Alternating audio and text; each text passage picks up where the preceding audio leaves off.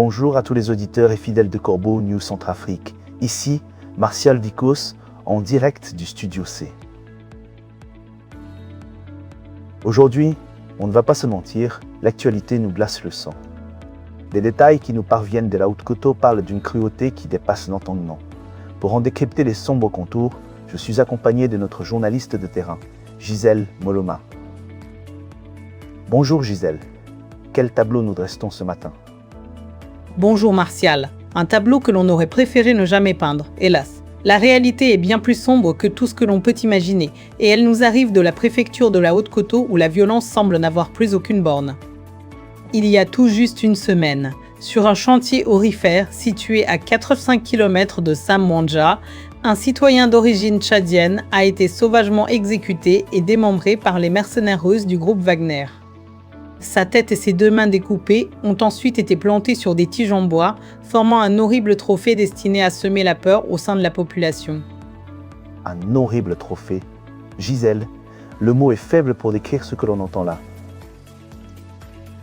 Des mercenaires russes en Centrafrique, décapitant et exposant des restes humains.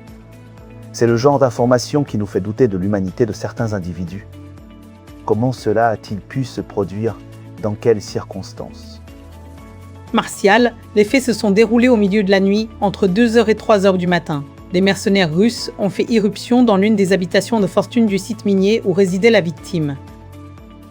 L'homme s'y trouvait en compagnie de sa compagne, une jeune femme originaire de Samouandja venue sur le chantier pour y vendre des marchandises aux ouvriers. Après avoir rapidement interrogé la jeune femme sur sa présence, les mercenaires ont dépouillé le couple de l'intégralité de leurs biens et de leur argent. Le ressortissant tchadien a ensuite été déshabillé avant d'être torturé. Sous les yeux de sa compagne, les mercenaires l'ont décapité et lui ont sectionné les mains. Sous les yeux de sa compagne, Gisèle, c'est une horreur indescriptible. Qui sont ces gens pour agir avec une telle barbarie, une telle absence de conscience ? Et qu'est-il advenu de la jeune femme après avoir assisté à une telle abomination ? Une fois l'exécution achevée, les mercenaires russes ont abandonné le reste du corps mutilé sur place et ont mis en scène la dépouille en fixant la tête et les mains sur des pieux. La jeune femme, épargnée mais dépossédée de tout ce qu'elle possédait, a été laissée en vie pour regagner Samouandja. Elle est revenue seule, traumatisée, portant le poids de cette vision. Donc, cette jeune femme est une témoin directe de cette exécution abjecte. Avez-vous pu la rencontrer, Gisèle ? Que rapporte-t-elle de cette épreuve ? Oui, Martial. Une équipe de Corbeau News Centrafrique s'est rendue auprès de la rescapée, la copine de la victime, à son retour à Samouandja.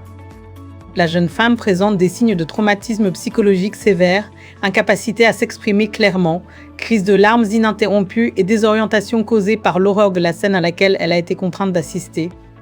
Son témoignage direct confirme le déroulement et la cruauté de l'attaque. Et ce n'est pas tout, Martial. La violence sur ce site minier ne s'est pas arrêtée là. 3 jours seulement après cette première exécution, les mercenaires sont revenus sur les mêmes lieux et ont assassiné un second ressortissant tchadien. Un second assassinat en 3 jours sur le même site. C'est une folie. Comment la population de Samouandja et ses environs vit-elle cette situation ? Est-ce que la présence de ces mercenaires russes, censés apporter la sécurité, n'est pas en fait une source de terreur supplémentaire pour les habitants ? C'est exactement ça, Martial. En l'espace de quelques jours, ce double assassinat et sa mise en scène ont jeté le chantier minier et l'ensemble de la région de Samouandja dans un climat de psychose. Ces abus répétés démontrent une fois de plus la méthode d'action des mercenaires russes dans le pays, une méthode reposant sur la violence extrême et la peur des populations civiles. On voit bien que l'empereur Faustin Archange Touadéra n'a aucun contrôle sur ces milices privées qui font la loi et la terreur sur nos terres. Une situation sidérante et des actes qui ne peuvent rester impunis.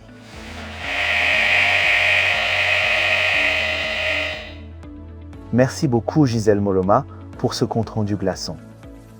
C'était le compte-rendu d'Ibrahim Moussa pour Corbeau News Centrafrique. Pour toutes vos informations, vos témoignages, nos numéros WhatsApp et téléphone sont le BIL 20 36 75 415 1CAS ou le BIL 20 36 67 27 9 25. N'hésitez jamais à nous contacter. À très vite Martial et à nos auditeurs.